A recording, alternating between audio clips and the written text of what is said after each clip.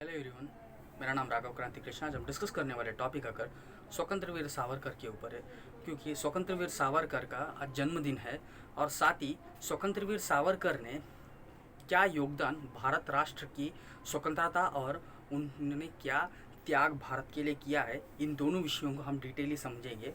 जिन्होंने अपने इस चैनल को सब्सक्राइब नहीं किया वो ज़रूर सब्सक्राइब करिए और साथ ही साथ बेल आइकन बटन प्रेस करिए, क्योंकि मैं जो रोज़ अपलोड करने वाले वीडियोस आप तक पहुंचनी चाहिए। ठीक है, चलिए टॉपिक के अंदर चलते हैं। सबसे पहले स्वतंत्र वीर सावरकर का जन्म महाराष्ट्र के नासिक के ज़िले के एक छोटे से गांव में हुआ था। और स्वतंत्र वीर सावरकर जी का पिताजी का नाम दामोदर सावरकर, माताजी का नाम राधाबाई। इन दोनों जन के संतानों में सेकंड सन थे स्वतंत्र वीर सावरकर, और इनके अलावा और 3 जन थे। पहले भाई का नाम गणेश सावरकर और दूसरे वीर सावरकर और तीसरे नारायण सावरकर थे। और इनके अलावा इनके बहन भी थी मीना। इन सभी लोगों को से सबसे बढ़कर स्वतंत्र वीर सावरकर ही ज़्यादा होशियार और चालाक थे। इसके लिए स्वतंत्र वीर सावरकर को उनके माँ ने बचपन से ही महाभारत और छत्रपति शिवाजी जी का इतिहास बोला करती थी, और साथ ही साथ गुरु गोविंद सिंह का भी इतिहास कहा जाती थी। तो इसके कारण स्वतंत्र वीर सावरकर बचपन से ही उनको भारत के प्रति एक अच्छी भावनाएं बढ़ गई, और राष्ट्र को स्वतंत्रता करने की जो विचार थी उनके बचपन के अंदर में ही नींव गिर गई थी उनके मन में। तो ये कारण से ही स्वतंत्र वीर सावरकर बड़े होने के बाद भी वही कार्य करते आ रहे थे। पर हम सब ये समझने के पहले स्वतंत्र वीर सावरकर उनके बचपन की उम्र में ही वो एक काली पूजक थे, यानी दुर्गा पूजक। और उन्होंने ये कसम खाई थी कि मैं इस राष्ट्र को स्वतंत्रता करके ही रहूँगा करके, स्वतंत्र वीर सावरकर ने। और उनके 9 साल की उम्र में उनका माता जी का देहांत हो जाता है, और उसके बाद 7 साल के बाद उनके पिताजी का भी देहांत हो जाता है। पर उनके बड़े भाई गणेश सावरकर जी ने उनको संभाल कर पालते हैं।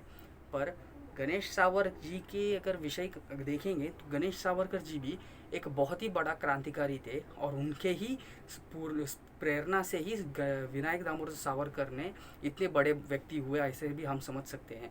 पर 1900 में मित्र मेला करके एक बहुत ही बड़ा युवाओं का ग्रुप का गठन कर दिए थे स्वतंत्र वीर सावरकर ने। उसका कारण ये था कि भारत की जो संस्कृति थी उसे अंग्रेज चिढ़ाया करते थे, तो उसके मजाक उड़ाया करते थे। तो स्वतंत्र वीर सावरकर को ये लगा कि हमारे आने वाले पीढ़ी को ये सिखाना चाहिए कि हमने जो भी करते हैं उसके अंदर की साइंस और सच्चाई क्या है, और संस्कृति के प्रति एक अच्छी विचार, एक अच्छे रेस्पेक्ट लोगों के अंदर आना चाहिए करके स्वतंत्र वीर सावरकर उनके उम्र के लोगों के साथ गणेश उत्सव, नवरात्रि उत्सव, ये इन उत्सव के अलावा शिव जयंती और गुरु गोविंद सिंह जयंती सब करते थे।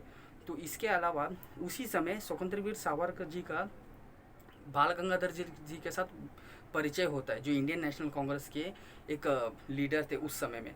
तो उस समय में 1904 में स्वतंत्र वीर सावरकर कॉलेज में जुड़ते हैं, तभी अभिनव भारत का निर्माण गठन करते हैं, सब कुछ करते हैं। पर कुछ ही दिनों के अंदर उसी समय भारत का बंगाल और भारत की विभाजन हो जाती है, यानी आज की जो बांग्लादेश है 1905 में ही विभाजन कर देते हैं। तो इस विषय के विरुद्ध में इंडियन नेशनल कांग्रेस 2 टुकड़ा हो जाती है, और एक टुकड़ा नरम दल, एक टुकड़ा गरम दल। नरम दल के लोग ये विषय बोलते हैं कि हम सरकार के साथ, यानी ब्रिटिश गवर्नमेंट के साथ ही रहेंगे, और कुछ सरकार के सत्य हमें मिल जाए, ये उनकी विचार थी। और जो कुछ कर रहा है अंग्रेज वो सही कर रहा है, ऐसा उनका मान्यता था। और गरम दल के लोगों को अखंड भारत की भावना विचार रहा करता था। इसके लिए बाल, पाल, बाल, लाल, ये तीनों जन जो थे उन्होंने अलग हो गए और इन लोग गरम दल करके बना दिए। तो नरम दल को संभालते थे गोपाल कृष्ण गोखले, और गरम दल को ये तीनों जन संभालते थे, यानी बाल गंगाधर तिलक, लाला लाजपत राय, बिपिन चंद्र पाल, ये 3 जन। तो स्वतंत्र वीर सावरकर जी ने ही इन लोगों को, यानी बाल गंगाधर तिलक को ये योजना देते हैं कि आप स्वतंत्रता के लिए जो हुई अभी उपस्थित परिस्थिति में बंगाल का विभाजन हो गई है, तो हम यानी स्वदेशी आंदोलन करेंगे। तो ये एक बहुत ही अच्छी एक आइडिया थी उस समय में, और उन्होंने विदेशी वस्तुओं का ये होली कर दिया। तो उस समय में अंग्रेज़ों को बहुत टेंशन आ गया था, क्योंकि उस समय में अंग्रेज़ों की ये वस्तु ही ज़्यादा करके भारत में रहा करता था, यानी जो भी होता था कॉटन वगैरह, जो भारत से कापूस वगैरह वहाँ देश उस देश में लेकर जाके वहाँ पे फिनिश्ड गुड्स यानी वहाँ पे कपड़ा वगैरह बनाकर भारत में लेकर आकर बेचा करते थे। उस चीज़ के ऊपर जो बहुत ही बड़ी ये थी क्या, यानी भारत की जनसंख्या के अंदर ही उन लोग व्यापार कर कर उनकी देश को डेवलप करते थे। वो विषय अंग्रेज़ों की रीढ़ की हड्डी थी। यानी हम देखेंगे तो बेसिकली अंग्रेज पूरी तरीके से टोटल भारत से व्यापार के ऊपर ही निर्भर था। तो ये दोनों विषय को स्वतंत्र वीर सावरकर समझ के ही इस विषय की आइडिया बाल गंगाधर तिलक को ऐसा बोला गया, ऐसा माना जाता है, पर इसकी कोई प्रूफ नहीं है, ऐसे भी है। पर स्वतंत्र वीर सावरकर ने ये बढ़ चढ़ कर इसमें पार्टिसिपेट करने के कारण वीर सावरकर को पुणे के मशहूर कॉलेज में जब उन्होंने एडमिशन लिए थे, उस एडमिशन को भी खारिज कर उनको कॉलेज से बाहर निकाल दिया। यहाँ पढ़ने आए हो और कुछ नहीं, ऐसे कहकर बाहर कर दिया। इसका कारण ये था क्योंकि उस समय में जो भी कॉलेज था वो अंग्रेज़ों का था, और अंग्रेज पक्का तो उनकी देश की गुलामी करेंगे, तो वही हुआ है। तो इसके कारण स्वतंत्र वीर सावरकर जी को बाहर निकाल देते। पर इन सभी चीज़ों के अलावा स्वतंत्र वीर सावरकर जी ने बीए ख़त्म करके विदेश यानी ब्रिटिश गए, और ब्रिटिश में उन्होंने उनके लॉ के स्टडीज़ पूरे करने की गए थे। पर उस जगह में और इंडिया हाउस में रहकर कहीं भारत के लिए आज़ाद की जो विचार रखने वाले जो लोग भारतीय उस देश में थे, उस देश के लोगों के साथ परिचय बढ़ गया था। और यह बहुत ही बड़ा फ़ायदा स्वतंत्र वीर सावरकर को भी हुआ और क्रांतिकारियों को भी एक बहुत ही बड़ा फ़ायदा हुआ था। कैसे कि इन्होंने इनकी विचार जो थी वो दूसरे के साथ बांटते थे, और उन लोगों की जो आइडियोलॉजी है इनके साथ परोसते थे। तो इसके कारण स्वतंत्र वीर सावरकर जी ने एक विषय समझ में आया कि 1857 जो था वो सिपाही म्यूटिनी नहीं था। तो इसके बाद स्वतंत्र वीर सावरकर ने इसके ऊपर पूरी तरीके से सर्वे निकाली, रिसर्च कर दिए, और रिसर्च करके किताब भी लिख डाले। उन्हीं यानी उनके 25 साल की उम्र में 1909 में एक किताब लिखा, और ऐसा किताब था the first war of independent 1857 का किताब। और ये किताब इतना भयंकर था कि जब तक यानी लास्ट 1909 यानी लास्ट 1857 से इतने साल तक इन लोग जो झूठ बोल के घूम रहे थे भारत और दुनिया के देशों को कि ये जो थी वो सिपाहियों की विद्रोह थी, ऐसे कहकर घूम रहे थे, इसके ऊपर बहुत ही बड़ी पानी छिड़ गई। और ब्रिटिश सरकार के ऊपर दबाव बढ़ गया कि ये सिपाही म्यूटिनी नहीं था। एक कैसा कारण था कि देखेंगे ना हम अगर देखेंगे तो औरंगज़ेब की मृत्यु के बाद मराठा साम्राज्य का बहुत ही बड़ा डेवलपमेंट हुआ। तो डेवलपमेंट होने के बाद विस्तार हो गया मराठा साम्राज्य पूरे भारत में। उसके बाद जब अंग्रेज आए थे तो अंग्रेज़ों ने कैसे मराठा साम्राज्य को हराया, ये इतिहास हमारे साथ अभी भी छुपाया जाता है बहुत सारी हिस्ट्री की किताबों में।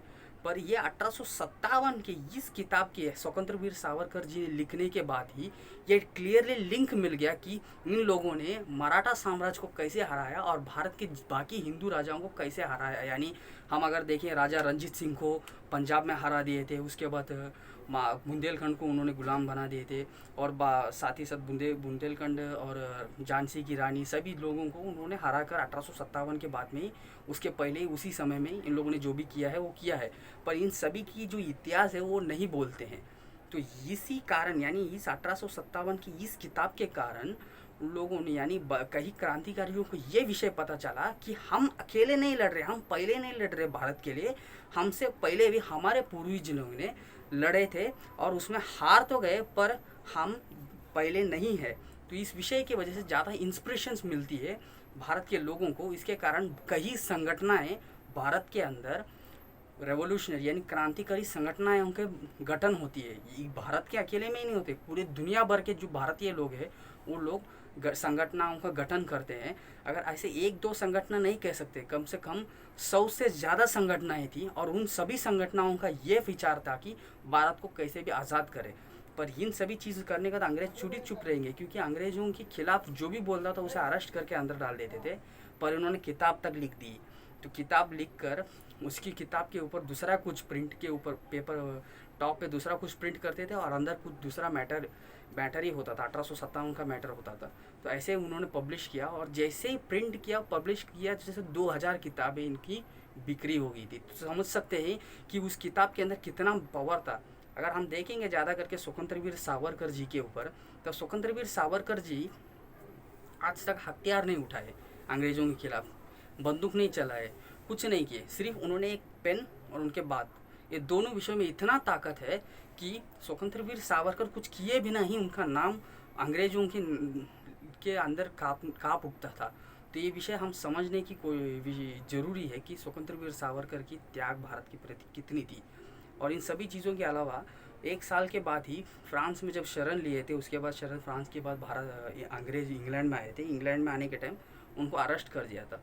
अरेस्ट करके काला पानी यानी अभी के नेपाल के काला पानी नहीं, काला पानी यानी सेलुलर जेल अंडमान निकोबार में लेकर जाकर उन्हें अरेस्ट करके अंदर डाल देते भारत के लोग। तभी उसी समय कुछ दिनों के पहले ही उनके भाई गणेश सावरकर जी के कुछ मित्रों ने मिलकर नासिक के एक कलेक्टर को गोली मारकर हत्या कर देती, क्योंकि वो भारत के लोगों के खिलाफ बहुत ज़्यादा दुर्विचार रखता था और साथ ही साथ भारत के लोगों को सताया था। इस विचार से इस कारण से ही उन लोगों ने उनको हत्या कर दी थी। पर हत्या करने के लिए जो बंदूक वापरी थी, उस बंदूक स्वतंत्र वीर सावरकर के द्वारा ही भेजी गई थी। ये विषय उस समय यानी प्रूव हो गई थी और इसके कारण स्वतंत्र वीर सावरकर जी की जो बड़े भाई थे, पहले उन्हें अरेस्ट करके अंदर डाल दिया काला पानी में और उसके बाद इनको भी डाल दिया गया था।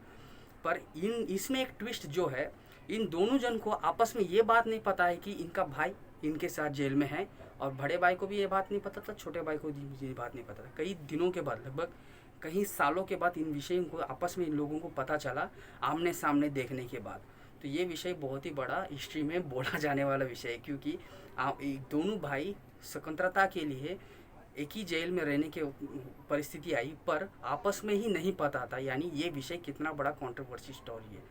और इन सभी विषयों में उधर कई बार इन्होंने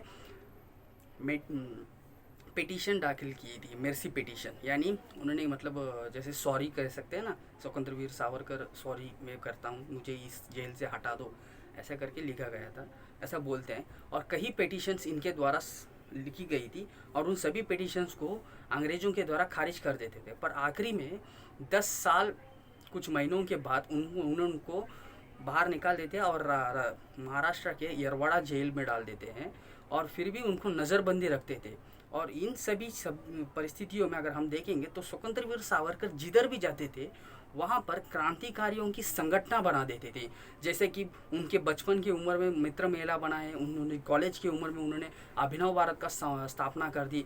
और इन सभी की चीज़ों के लिए इंडिया हाउस में जब गए थे 1857 की किताब लिख दी थी, उधर एक संगठना बनाई, वहाँ भारत की एक झंडा बनाई। ये सभी विषय को अलावा मैडम कामा के साथ एकता कर दिए और दुनिया भर के जो भारत के लोग थे उनको क्रांतिकारी बनो, आप आज़ादी के लिए हथियार उठाओ करके विषय को जगाना। कई विषय जो स्वतंत्र वीर सावरकर अकेले ही कर दिए थे। यानी हम अगर भगत सिंह, चंद्रशेखर आज़ाद के नाम लेते हैं, इन सभी के पहले स्वतंत्र वीर सावरकर का नाम आनी चाहिए। और इन सभी के साथ साथ स्वतंत्र वीर सावरकर जी ने उधर भी यानी अंडमान जेल के अंदर भी ये विषय कर दिए थे कि अंग्रेज़ों के खिलाफ अंग्रेजी के जो लोग रहते हैं, उन लोग जो काम करते हैं यानी कुछ गलत करके जेल में आ जाते हैं, उनके साथ एक बर्ताव होता था। और भारत के लोग आज़ादी के लिए जो लोग जाते हैं केस करके, उन लोगों के साथ अलग बर्ताव होता था, क्योंकि इन लोग भारत के आज़ादी की मांग कर रहे हैं, इसके लिए इन लोगों को टेररिस्ट के नीचे देखा जाता था, टेररिस्ट के तौर से। और इन लोगों को इतना सताया करते थे कि स्वतंत्र वीर सावरकर जी ने तो खाना खाना ही बंद कर दिए थे। और जब ये विषय उनके बाकी के लोगों को यानी बाकी कैदी, भारत के स्वतंत्रता की कैदियों को जब पता चला तो सब लोग खाना खाना बंद कर दिए थे। तो इसके कारण उस समय जो उधर के जो वार्डन थे, जेल वार्डन, उन लोगों को ट्रांसफ़र भी किया गया था। यानी इतना बड़ा एक्शन अंग्रेज़ी सरकार को घुटने टेक कर करना पड़ा स्वतंत्र वीर सावरकर के सामने।